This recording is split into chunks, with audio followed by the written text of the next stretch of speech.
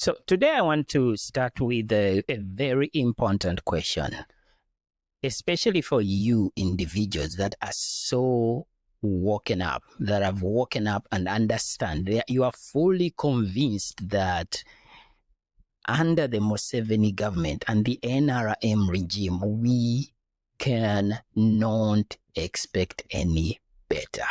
I have a question for you. What comes to mind whenever you see counter arguments, especially when somebody points out the injustices and mismanagement of our country, the counter arguments of regime apologists that are hell-bent at making sure that you are accused of not loving your country enough and that you are spewing lies, even if there is actual evidence of whatever you are speaking about. It could be an observation. It could be anything, to be honest. What comes to mind when you witness any of these individuals, maybe on public platforms, that keep praising Museveni, and while making a point that whoever stands up against the government of Uganda and debates them and coming out with statistics and showing that there is actual evidence concerning whatever topic. It could be because you're talking about corruption. It could be because you're talking about police brutality. It could be because you are talking about bad roads and someone just pulls up a road from the west, showing that, you see, we are making all these roads, even if the evidence is showing that some of the roads that have even been constructed in Uganda, they are of poor quality simply because of a result of corruption. What comes to your mind? Because at this point, I am very sure, regardless of whatever political party you support, regardless of whether you are pro-Museveni or not, I am of such conviction that everyone in Uganda has had a taste of the mismanagement the NRM government has had on Uganda. Like, everyone in whatever capacity, whether it is just corruption, that maybe one of your relatives was implicated in a corruption case, a case that is not even, or he or she is not guilty of, but simply because this person was the fall guy or the fall woman, whatever the case, and now they're languishing in jail, but the big fish are out there, the likes of Kazinda. Maybe it's even land wrangles, and you have been in court for so many years trying to regain control of your land. The bad roads, everyone in Uganda, you have traveled on these bad roads. Health center, some people cannot even access any health center. Many women, the records are there. It is not that we are making up all these figures. Women that die during childbirth, we have all this evidence. But someone comes out and says, you know what? You are talking trash. The only hope for Uganda is Yoweri Kaguta Museveni. This man has had 40 years to convince us that yes, he is the person with solutions. So what comes to your mind? I have a theory about regime apologists, and this is what I'm going to really talk about in this video. I saw a tweet, and I didn't think much about it, but I bookmarked it anyway. And this tweet was of Asimwe Kagumire. I am aware that you have ambitions to become the president of Uganda. So Mr. Asimwe Andrew Kagumire, or namesake, I am aware that you have ambitions to become the president of Uganda. I wanted to share my honest opinion with you. You will never be. Keep dreaming.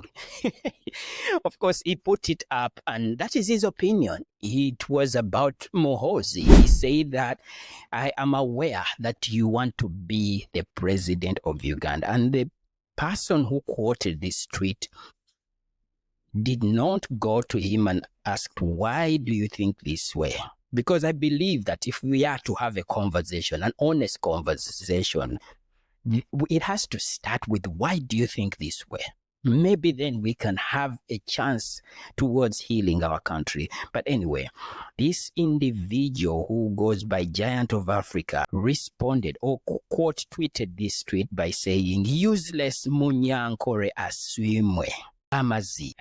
I know that is such a horrible thing to say. I can sense that it is really vulgarity. Mr. Asimwe responded by saying, yeah, "My fellow Banyankore who think that we are voting for a king of our tribe as a president, I'm sorry to tell you that I'm not among that nonsense. Uganda is for Bakiga, Acholi, Bagisu, Baganda, Basoga, Langi, etc. Everyone must have a chance to lead." And that is the reality we live in. Uganda is for everyone. Now, I know that I should have started with this story.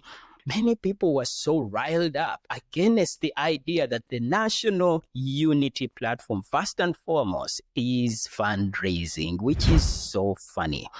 And the likes of Norbert Mao, they were so offended that the National Unity Platform is fundraising for elections. Even here in the US, many individuals that are running for public offices, they have fundraisers.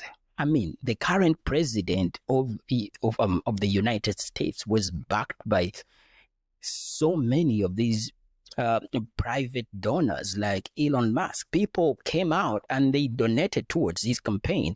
So when the National Unity Platform decides that we are going to fundraise and they're not utilizing taxpayers' money like the National Resistance Movement, the NRM, does, people got so offended. But one of the highlights during the launch of this fundraising drive was when the committee members were captured. I think it was Balimwezo, who was Honorable Balimwezo, who was kneeling before Robert Kyagulanyi Ssentamu. Now that picture of a man kneeling down, it was so, it got so many people angry, especially the pretentious individuals in the opposition like Muhammad Nsereko. He was so angry by this picture. So he went on his social media and he says, "If I respected engineer like Honorable Balimwezo can go this slow for just a party ticket, then we should pray for our country, our motherland. For heaven's sake, how can we raise our sons as men of integrity if we are this greedy?" Ugandans got out all the evidence showing Bobi Wine kneeling as well with the lady that I don't know whose name. This is the kind of propaganda that comes out either from NRM propagandists or those that are really part of the Museveni Trojan horse within the opposition. If I am to diagnose NRM apologists and anybody that is doing the work to keep Museveni in power or justifying that the NRM government is the only hope that Uganda has, I am sorry to break it to you, but you have Stockholm Syndrome. You really do have Stockholm Syndrome. And if you do not know what Stockholm Syndrome is, well, I will just describe it to you right now. Stockholm Syndrome is a psychological coping mechanism that can develop in victims of captivity or abuse, causing them to identify with and develop positive feelings towards their captors. Yes, I am very, very sorry to break it down for you. Any of you that still supports Yoweri Kaguta Museveni and his regime, his criminal regime, I'm very sorry to break it down to you. You have Stockholm Syndrome. And this is the condition that you are suffering from. This condition gained its name and initial recognition following a bank robbery in Stockholm, Sweden. In 1973, during a 6-day hostage situation, hostages developed an unexpected connection with their captors, leading to the term Stockholm Syndrome. The phenomenon gained further traction after the 1974 kidnapping of Patricia Hearst, where she sided with the captors, the Symbionese Liberation Army. Yeah.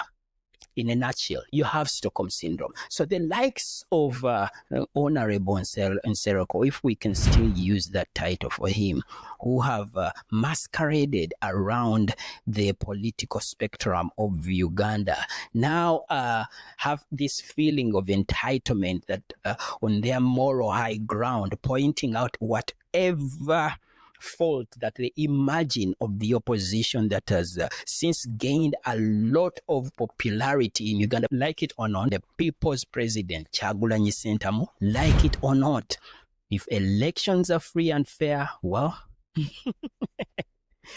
right now, if the elections are free and fair in Uganda, and Museveni says, okay, no military involvement, we're just going to protect people. We're just going to make sure that the process happens in its fullest. And we are not going to intimidate the Electoral Commission. In fact, we are going to revamp it. We are going to make sure that it is as independent as possible. He will be out. He will be out.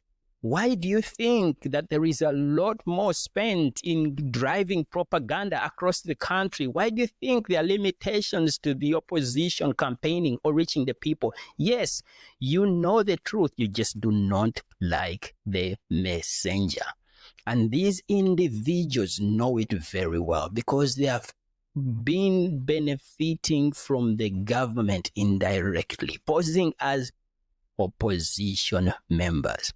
Because one thing Muhammad Nsereko mastered is that the NRM is not popular in Kampala city. So for him to get that seat as an NRM candidate was to have such a strategic messaging in his campaign that ruffled a few feathers who were sucked into imagining that he was literally one of them. Yet, despite the fact that he seemed to have, or at least portrayed himself as one who burnt the bridges between him and NRM, that does not mean that he left the camp. That does not mean he does not know what he is doing.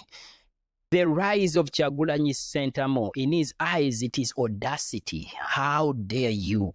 Where do you find audacity as somebody that was such an outsider for you to think that you will go for the top office?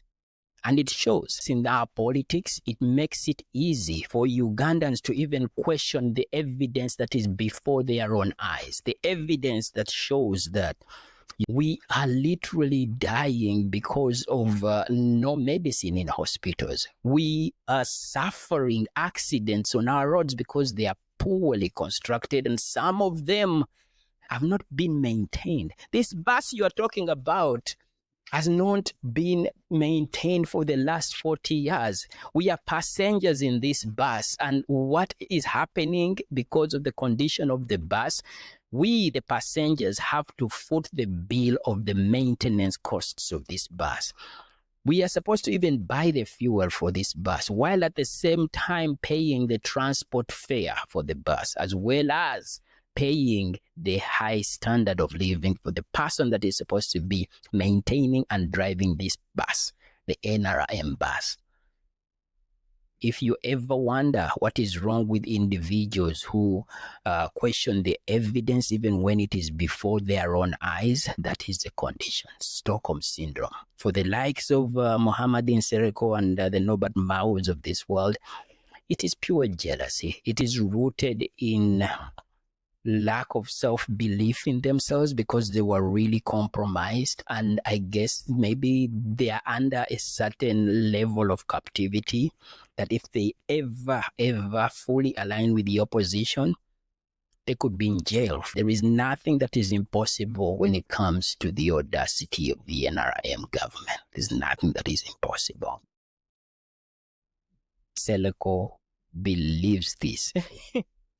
He literally believes he can blow Bobby Wine's candle and his will become brighter. He literally thinks that without Bobby Wine, he will be the man, which is why he registered the Ecological Party. That's very easy. This video has been too long already. Please remember to like, share, and subscribe, comment, and let me know what you think about this video in the comments. I really want to know. Yeah, I really want to know. Yeah, cheers, guys. Bye.